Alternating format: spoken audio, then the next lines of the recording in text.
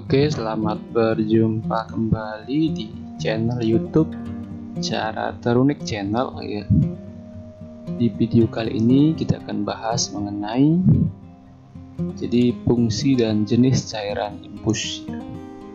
Jadi mungkin kita sering melihat berbagai jenis cairan infus di rumah sakit, cuma kita nggak pernah tahu apa itu fungsi dari berbagai jenis cairan infus tersebut. Jadi kita langsung saja dari pengertian infus, bahwa infus adalah sebuah metode perawatan medis yang dilakukan dengan memberikan cairan dan obat langsung melalui pembuluh darah ya. Jadi pembuluh darah yang diberikan itu biasanya jenis pembuluh darah pena. Jadi dalam medis, dalam tubuh kita itu ada dua jenis pembuluh darah pena dan pembuluh darah arteri. Pembuluh darah pena adalah pembuluh darah yang membawa darah dari seluruh tubuh untuk kembali ke jantung untuk dipompa, kemudian dibawa ke paru untuk jadi pena itu mengandung banyak jenis karbon dioksida sehingga itu akan ditukar menjadi oksigen, kemudian dari paru-paru menuju ke jantung, kemudian dari jantung dipompa lagi ke seluruh tubuh. Nah, itu yang dari jantung ke seluruh tubuh itu disebut dengan pembuluh darah arteri. Nah, pembuluh darah, kenapa dipilih pembuluh darah pena? Itu karena pembuluh darah pena tekanannya lebih rendah ketimbang tekanan pembuluh darah arteri. Ya jelas lebih rendah karena itu tidak langsung dari jantung. Jadi jantung itu memompa sangat kuat untuk menuju ke seluruh tubuh sehingga tekanan darah di seluruh arteri atau di dalam pembuluh darah arteri itu menjadi lebih tinggi ketimbang pena. Pena itu menggunakan tekanan hidrostatik untuk mengembalikan darah dari seluruh tubuh menuju ke jantung, jadi sehingga tekanannya lebih rendah. Jadi seperti itu. Nah, itulah dipilih adalah pena. Jadi seperti itu untuk mengurangi tekanan yang lebih tinggi. Bisa dibayangkan kalau misalnya tekanan di dalam pembuluh darah pena lebih tinggi daripada cairan infus yang di jantung, itu maka cairan infus tidak akan menuju ke pembuluh darah, malah sebaliknya darah menuju ke cairan infus.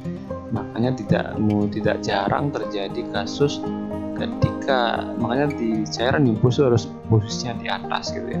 Ketika pasien mau ke kamar kecil itu harus ditutup cairan infusnya untuk menghindari darah itu masuk ke cairan infus. Nah, karena kan itu terkait dengan tekanan, jadi seperti itu. Kemudian pengertian infus adalah cairan diberikan, ada berbagai macam jenis infus itu sesuai dengan manfaat. Kemudian juga cairan sebagai cairan pemelihara ataupun cairan resusitasi saat pasien kritis. Jadi disebut dengan resusitasi adalah penggantian cairan yang cepat ketika pada pasien-pasien kritis itu terjadi kehilangan cairan. Nah, itu dilakukan terapi cairan resusitasi untuk menyelamatkan nyawa pasien.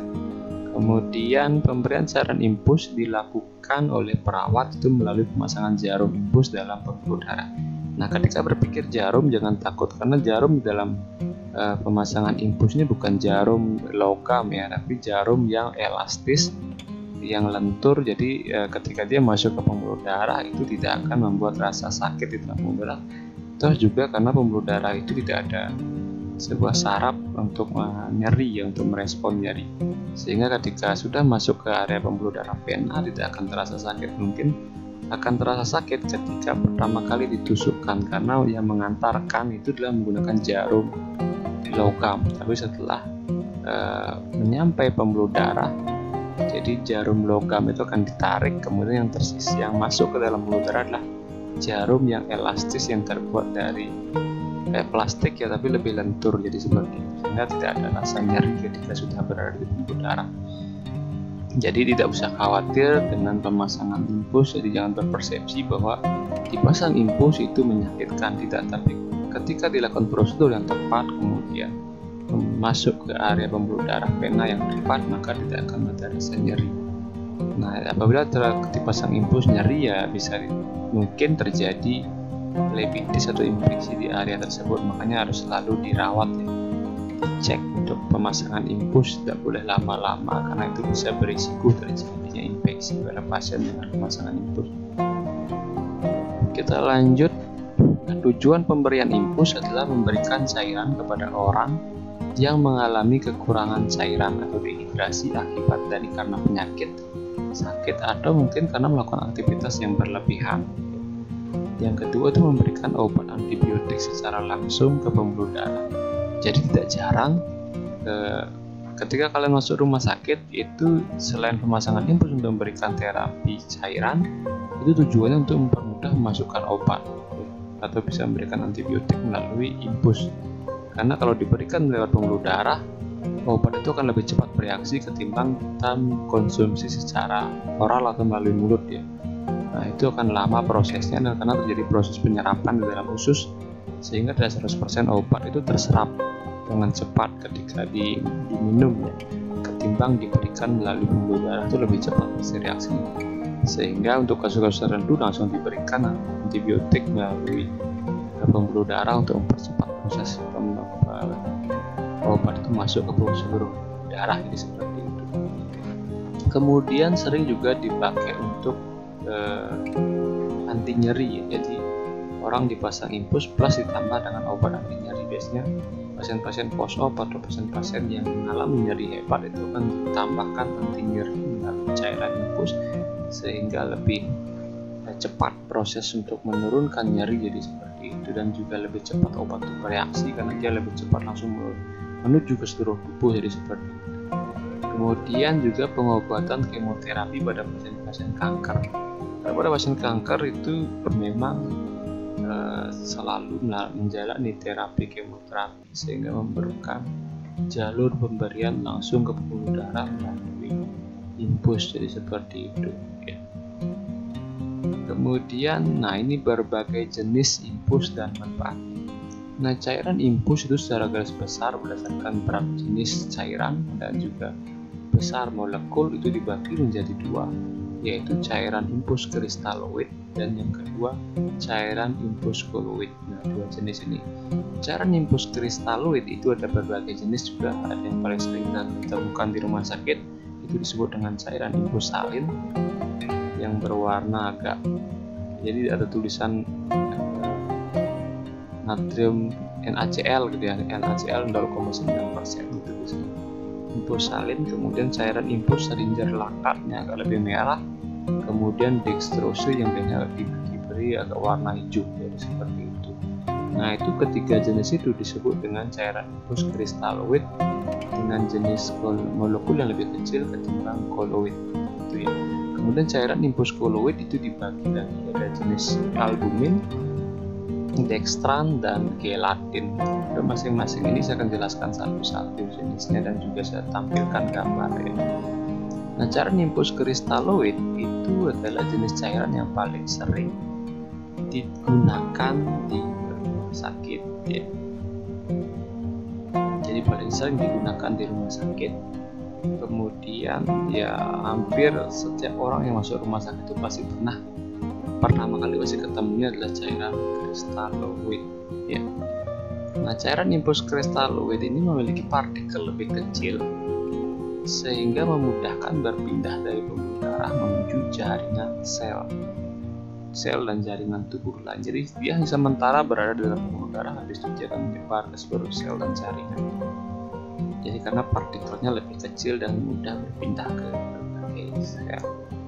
Kemudian mengandung natrium klorida, natrium glukonat, natrium asetat, dan magnesium klorida. Jadi memang sebagian besar itu adalah jenis garam ya, jadi seperti itu.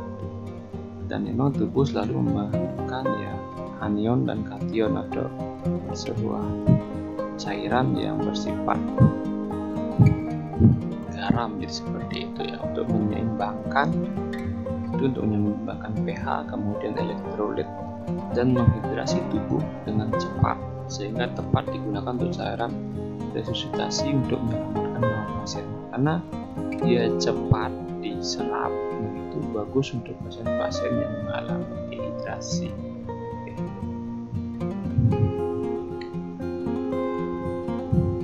Jadi begitu masuk, jadi sangat cepat dia untuk menuju ke sel dan jaringan. Jadi seperti itu, berbeda dengan jenis cairan yang koloid karena dia molekulnya lebih besar sehingga dia lebih lama berada di pembuluh darah. Nah, sehingga pemilihan cairan jenis infus kristaloid itu pasti untuk pasien-pasien yang memang diperlukan untuk lebih cepat proses pengembalian hidrasi pasien ke seluruh tubuh, jadi seperti itu ya.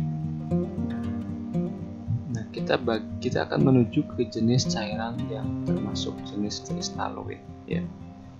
Yang pertama itu adalah jenis cairan infus salin. Ini paling sering kita lihat di rumah sakit. Nah, biasanya ada tulisan 0,9%.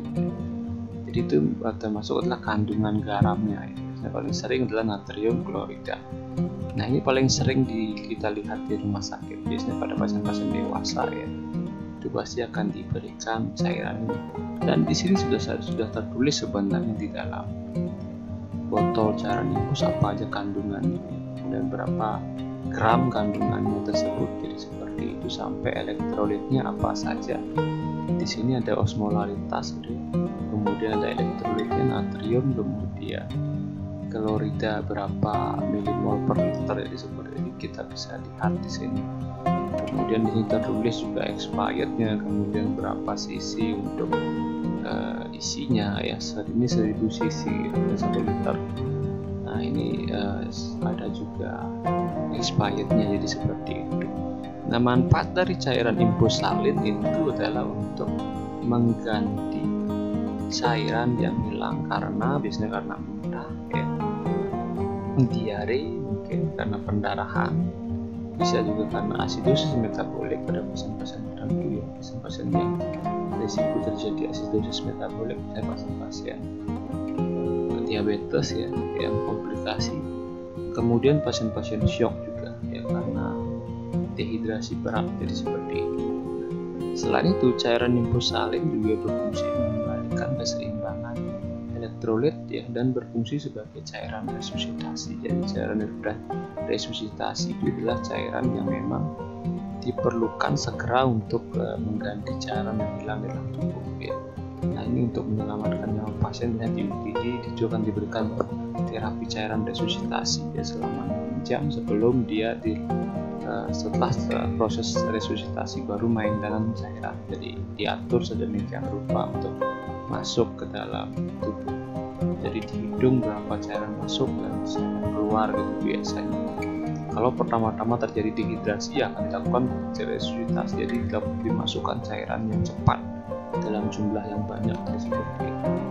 Nah, bagi pasien-pasien dengan penyakit jantung, penyakit ginjal itu tidak disarankan menggunakan cairan infus salin yang 0,9%. Karena apa? Karena kandungan natrium di dalam dapat menyebabkan retensi cairan atau penumpukan cairan di dalam tubuh. Jadi karena dia cepat berpindah dari pembuluh darah ke beberapa sel dan jaringan, maka dia sangat berpotensi sekali terjadinya penumpukan cairan di dalam organ dan juga sel tertentu, atau beresiko terjadinya volume cairan berlebih. Apalagi pada pasien-pasien gangguan ginjal, penyakit ginjal, nah itu kan cairan yang keluar itu sangat sedikit ya. Jadi karena ginjal tidak berfungsi maksimal dalam menyaring cairan, dan juga dia biasanya berfungsi untuk mengatur volume dan elektrolit ya. Jadi keseimbangan elektrolit tidak berfungsi sehingga beresiko terjadi kelebihan cairan yang menumpuk di dalam tubuh. Nah, ini malah membahayakan pasien sehingga di kontraindikasi untuk pasien-pasien tersebut. Kemungkinan biasanya diberikan adalah cairan dengan salin natrium yang kandungannya lebih kecil ya, misalnya 0,45%. Itu diberikan bagi pasien-pasien yang mengalami pernatremia atau kandungan natrium di dalam darahnya berlebih ya, atau pasien-pasien yang mengalami ketoasidosis diabetik misalnya ya, jadi karena kelebihan dan juga ketoasidosis itu ketidakseimbangan pH dalam darah ya. Kemudian cairan salin natrium klorida 0,45% bisa menyebabkan kelebihan cairan pada paru-paru atau menyebabkan edim paru atau penumpukan cairan dalam paru-paru dan penurunan kadar elektrolit juga. Jadi sangat berhati-hati sekali dalam memberikan cairan ya. Oleh dokter sudah diperhitungkan, sama biasanya juga akan dilakukan cek lab untuk mengetahui kandungan natrium di dalam darah. Jika pasien-pasien tertentu mungkin diperlukan untuk mengetahui itu sehingga dokter bisa memutuskan apakah harus diberikan cairan salin yang NaCl atau jenis cairan yang lain. Oke, mungkin itu ya untuk penjelasan jenis cairan infus salin ya. Kemudian yang kedua, jenis cairan kristaloid itu adalah cairan infus Ringer laktat. Nah, ini cairan ini berfungsi untuk mengembalikan keseimbangan elektrolit tubuh. Bedanya dengan cairan tadi yang salin yang natrium klorida 0,9%, itu Ringer laktat itu mengandung tidak hanya natrium klorida tapi juga magnesium klorida, kalsium, natrium laktat, dan juga air. Jadi lebih banyak kandungan elektrolit di dalam Ringer laktat. Nah, selain bertujuan untuk mengembalikan keseimbangan elektrolit, Ringer laktat ini juga diberikan untuk mengganti cairan tubuh yang hilang, misalnya pada pasien-pasien yang mengalami luka, cedera, kemudian atau kondisi lain yang menyebabkan Anda kehilangan darah dengan cepat. Nah, cairan infus Ringer laktat tidak disarankan digunakan bagi orang yang memiliki pH tubuh lebih dari 7,5, memiliki penyakit hati yang tidak dapat melakukan metabolisme laktat atau kondisi-kondisi asidosis laktat. Jadi seperti itu untuk penggunaan dan fungsi cairan infus Ringer laktat ya. Ini paling sering juga digunakan karena dibilang komposisi cairannya ini mirip dengan komposisi pembuluh cairan dalam pembuluh darah ya. Oke, kita menuju cairan kristaloid berikutnya yaitu dextrose ya. Jadi dextrose ini kalau kita lihat di gambar ini ada yang 5%, 10%. Jadi 5% ini artinya kandungan persentase jumlah glukosa di dalam satu cairan infus ini ya. Jadi dia hanya 5% kandungan glukosa dari seluruh total cairan infus dalam botol ini, itu artinya ya. Nah, ini biasanya persentasenya beda-beda. Nah, ini yang saya ambil dalam gambar adalah dextrose infus yang 5%. Nah, dextrose ini adalah jenis cairan infus yang hanya mengandung gula ya, jadi hanya gula saja atau glukosa saja. Biasanya dextrose diberikan melalui cairan infus bersamaan dengan jenis obat lainnya. Jadi yang dicampurkan dengan obat lainnya untuk meningkatkan kadar gula darah pada seseorang yang mengalami hipoglikemia atau kadar gula di dalam darahnya rendah. Nah, ini berbanding terbalik dengan pasien yang kelebihan atau hiperglikemi pada pasien-pasien kencing manis ya. Jadi kadar gula dalam darah berlebih. Nah, ketika terjadi hipoglikemia atau kekurangan glukosa dalam darah, maka dokter pasti akan meresepkan untuk pemberian infus dextrose. Jadi seperti itu. Cairan infus dextrose juga dapat diberikan pada penderita hiperkalemia atau kondisi di mana kadar kalium dalam tubuh tinggi. Ya, jadi seperti itu. Dextrose tidak dapat diberikan pada orang dengan kondisi medis tertentu. Ini karena dextrose dapat berisiko meningkatkan kadar gula darah serta penumpukan cairan di dalam paru. Nah, karena dia juga jaringan kristaloid yang mudah bergeser dari pembuluh darah menuju ke jaringan lainnya. Nah, ini biasanya kalau pasien-pasien dengan kencing manis atau diabetes mellitus yang gula darahnya tinggi tidak akan diberikan ya. Nah, sekarang kita melanjut ke jenis cairan yang kedua, yaitu cairan infus koloid. Cairan infus koloid itu memiliki molekul yang lebih berat ya, sehingga akan berada di dalam pembuluh darah dalam waktu yang lama sebelum menyebar ke area tubuh lainnya.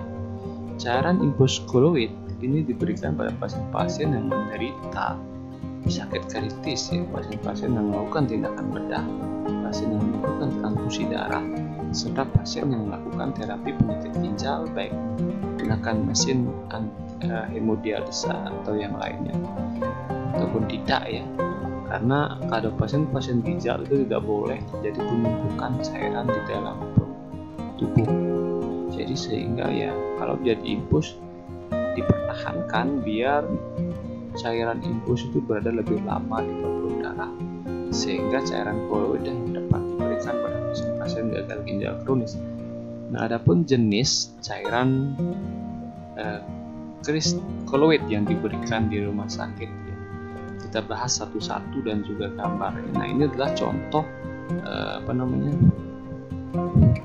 cairan koloid yang disebut dengan albumin. Albumin itu adalah sebuah protein yang ada di darah. Nah, ini berfungsi untuk menjaga tekanan osmotik dalam pembuluh darah sehingga air ya tidak akan bergeser dari pembuluh darah menuju ke keluar pembuluh darah. Jadi seperti itu. Jadi ketika seseorang kekurangan albumin itu sangat berisiko terjadi dehidrasi karena air bergeser dari pembuluh darah menuju ke jaringan lain sehingga biasanya ditandai dengan terjadi pembengkakan di kaki. Nah, pembengkakan di kaki, di perut itu karena penumpukan cairan atau retensi cairan dalam tubuh. Nah, itu pasien-pasien gagal ginjal yang kekurangan albumin, nah itu bisa menyebabkan terjadinya edema ya bahasa medisnya, pembengkakan karena ada penumpukan cairan di berbagai organ tertentu. Cairan infus albumin bisa diberikan bagi pasien yang mulai kehilangan banyak darah akibat kecelakaan, luka, ya biasanya paling itu luka bakar ya, pasti diberikan albumin karena albumin juga membantu ya proses penyembuhan luka seperti itu. Dan juga kondisi lainnya, albumin juga diberikan bagi pasien yang memiliki kadar albumin rendah akibat tindakan pembedahan kepada pasien gagal ginjal yang mengalami hemodialisa atau pada pasien-pasien yang mengalami infeksi perut terutama. Kemudian gagal ginjal, pankreatitis, kemudian operasi bypass jantung, serta gangguan pada ovarium yang disebabkan oleh obat kesuburan. Ya, jadi itu manfaat dari jenis cairan infus albumin yang termasuk golongan koloid. Ya. Oke, kita lanjut yang ke berikutnya, itu adalah dextran ya. Nah, ini mungkin agak jarang kita temui ya. Dextran itu jenis cairan koloid juga yang mengandung polimer glukosa. Jadi hampir sama dengan dextrose. Cuma dextrose dia masuk jenis cairan kristaloid. Kalau dextran itu jenis cairan koloid. Artinya pasien yang hipoglikemi yang tidak atau yang mengalami mungkin UDIM ya, edema. Nah, itu mungkin pilihannya adalah dextran karena dextran cairan koloid itu lebih lama berada di dalam pembuluh darah. Nah, dextran dapat digunakan untuk memulihkan kondisi kehilangan darah setelah operasi, gejala hipovolemia atau kekurangan volume darah di dalam pembuluh darah ya. Jadi pembuluh darahnya itu kalau sungai lagi surut sungainya gitu ya. Jadi kalau ini, nah itu berisiko terjadi shock kalau pasien tidak segera diatasi. Hipovolemia ya, akibat dehidrasi biasanya. Kemudian serta mencegah terjadinya tromboemboli setelah operasi. Jadi tromboemboli ini adalah adanya gumpalan yang entah lemak atau apa itu yang menuju ke dalam darah. Nah, ini sangat berisiko apabila menyumbat aliran darah yang kecil karena tromboemboli ini yang menyebabkan terjadinya aliran darah ke berbagai organ yang harusnya dia lalui itu menjadi tersumbat ya, sehingga bisa fatal akibatnya. Kalau misalnya tromboemboli gitu misalnya, kemudian dia memblok aliran darah ke jantung ya bisa terjadi penyakit jantung. Jadi seperti itu ya. Ini biasanya risiko ini bisa terjadi karena operasi ya. Atau mungkin bisa juga karena kecelakaan ya, sehingga terjadi itu. Nah, dengan diberikan dextran ini juga bisa mencegah terjadinya tromboemboli setelah operasi. Oke, mungkin itu penjelasan untuk jenis cairan koloid dextran. Kita lanjut. Yang terakhir itu adalah gelatin. Ini contohnya. Gelatin polysuccinate. Jadi gelatin adalah jenis cairan infus koloid yang mengandung protein hewan. Jadi jenis cairan ini diberikan apabila pasien kehilangan banyak darah hingga terjadi gejala hipovolemia. Jadi ini diberikan sampai hipovolemia itu berangsur membaik. Ya. Oke, jadi itu ya untuk jenis dan juga berbagai fungsi cairan infus di dalam tubuh kalian. Apakah infus itu juga memiliki efek samping? Ya tentunya juga memiliki. Semua cairan infus yang diberikan tentunya dapat menyebabkan efek samping, hubungi dokter ya. Jadi jangan sembarangan dalam pemberian infus, jadi harus dokter yang meresepkan. Kita pun sebagai perawat tidak boleh meresepkan infus, karena itu ranah wewenangnya dokter. Kita hanya boleh memberikan infus melalui yaitu pemasangan infus, dan kita sudah terima resep, dia dapat apa pasien oleh dokter. Makanya inilah tindakan kolaboratif sebenarnya perawat dengan dokter ya.